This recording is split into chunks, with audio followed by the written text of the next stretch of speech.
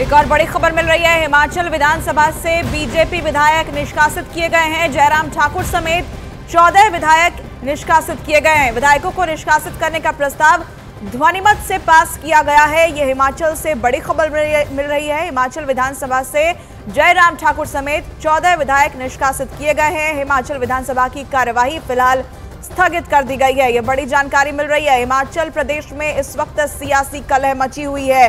संकट सरकार पर वहां मंडरा रहा है और इस बीच यहां पर बड़ी जानकारी जो सामने आ रही है, बीजेपी विधायकों को निष्कासित किया गया है। जयराम ठाकुर समेत 14 विधायक यहां पर निष्कासित किए गए हैं। विधायकों को निष्कासित करने का प्रस्ताव ध्वनिमत से पास हुआ है। फिलहाल विधानसभा की कार्यवाही भी स्थगित कर दी गई है। तो बड़ी जानकारी, नेता प्रतिपक्ष जयराम ठाकुर भी निष्कासित किए गए हैं। बीजेपी विधायकों को ध्वनिमत से यहां पर निष्कासित किया गया है। प्रस्ताव ध्वनिमत से पास हुआ है। हिमाचल विधानसभा से इस वक्त की ये बड़ी जानकारी मिल रही है, क्योंकि लगातार वहां हंगामा हो रहा था, नारेबाजी देखने को मिल रही थी, जिसके बाद ये कार्रवाई की गई है। बीजेपी के 14 विधायक यहां निष्कासित किए गए हैं। हिमाचल विधानसभा से बड़ी जानकारी न्यूज़ 18 इंडिया के हमारे सहयोगी अरुण सिंह इस खबर पर जुड़ रहे हैं। अरुण, और क्या डिटेल्स मिल रही है हिमाचल विधानसभा से? देखिए, एक तरीका होता है ये सरकार की तरफ से। विधानसभा अध्यक्ष ने 14 जो विधायक थे उनको सदन की कार्यवाही में हिस्सा लेने से रोका है। इसका मतलब ये है कि थोड़ा समय चाहिए, कांग्रेस को समय चाहिए कि वो अपने पत्ते ठीक से देखे। जो 6 विधायक गए हैं उनसे बात करे, किसको बना सकते हैं उनसे बात करे, कांग्रेस आलाकमान से बात करे। इस बीच सदन की कार्यवाही को स्थगित कर दिया जाता है।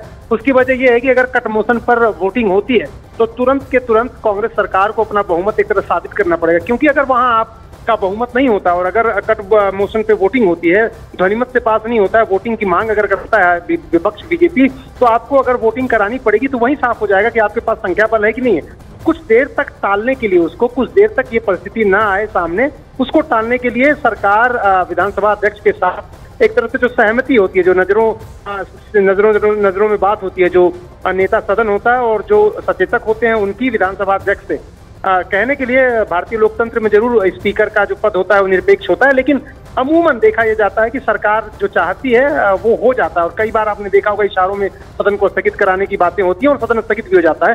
तो कुछ मुझे ऐसा लगता है कांग्रेस समय ले रही है, टाइम बाई कर रही है, ताकि अपने पत्ते फेंट सके और अपने जो विकल्प है उनको तलाश सके, उस पर बात कर सके और एक कोई माकूल फैसला जिससे उसकी सरकार बच सके वो ले पाए। हालांकि मुश्किल लगातार बढ़ती जा रही है। बिल्कुल, यहाँ मुश्किल बढ़ती जा रही है। हिमाचल विधानसभा से ये बड़ी जानकारी अरुण बने हुए हैं। अरुण, ये भी बताइएगा कि बीजेपी जो है उसकी तैयारी भी तेज रहती है, हमेशा वो 2 कदम आगे ही रहते हैं। ऐसे में भले ही यहाँ पर कांग्रेस को समय जरूर दिया गया हो, लेकिन बीजेपी की तैयारी क्या है? क्या इस अंदर खाने से जानकारी मिल रही है?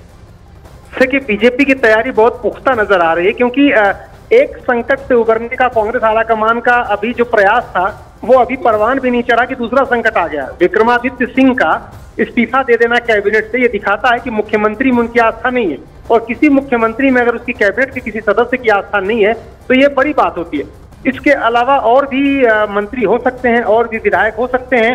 जब एक एक करके जो जिनका नाम सामने आ रहा है, जो कैमरे के सामने आ रहे हैं और अपना जो उनका गुस्सा है उसको बता रहे हैं, तो विक्रमादित्य सिंह अकेले हैं, ये कहना जल्दबाजी होगी। मुझे लगता है कुछ और भी आवाजें हैं जो फिलहाल चुप हैं, लेकिन बीजेपी हो सकता है इशारा कर रही हो या बीजेपी से उनके अंदर खाने बात हो गई हो, वो एक एक करके बम विस्फोट कर रहे हैं ताकि जो कांग्रेस है उसको संभलने का मौका न मिले। अब यहीं पर जो कांग्रेस का रणनीतिक कौशल है, अगर आप बात करें भूपेंद्र सिंह हुड्डा की, इस तरह छोटे राज्य में हरियाणा में सरकारें उन्होंने चलाई हैं, आया राम गया राम की जो एक तरह से हालात हैं वहां भी बनते रहे हैं। तो भूपेंद्र सिंह हुड्डा की बात करिए, डीके शिव कुमार की बात करिए, ये क्या नेता राजू शुक्ला की बात करिए, क्या ये लोग परिस्थितियां संभाल पाएंगे? यही बड़ा सवाल है।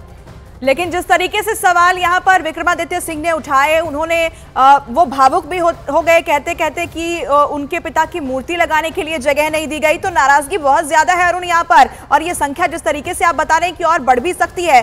तो विधानसभा के अंदर कितना संख्या बल चाहिए होगा किस पार्टी को? बीजेपी कैसे इसमें आगे बढ़ती दिखाई दे रही है? अगर इससे कोई जुड़ी डिटेल आपके पास हो तो। देखिए, विधानसभा में संख्या बल उस पर निर्भर करता है कि विधानसभा के अध्यक्ष फैसला क्या लेते हैं।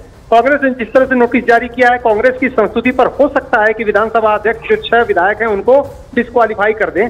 तो अगर सदन से डिस्क्वालीफाई कर देंगे तो मैं जैसा कि कह रहा था कि जो एग्रीगेटेड सदस्यों की संख्या है वो 62 हो जाएगी, और 62 अगर संख्या हो जाती है तो जो कट ऑफ मार्क होगा या बहुमत के लिए जो जरूरी संख्या होगी वो हो जाएगी 32। तो 32 तो है कांग्रेस के पास, अभी दिख रहा है। लेकिन किस तरह से विक्रमादित्य सिंह ने बगावती सुर अपनाए हैं क्या वाकई 32 की संख्या उनके पास है, क्या और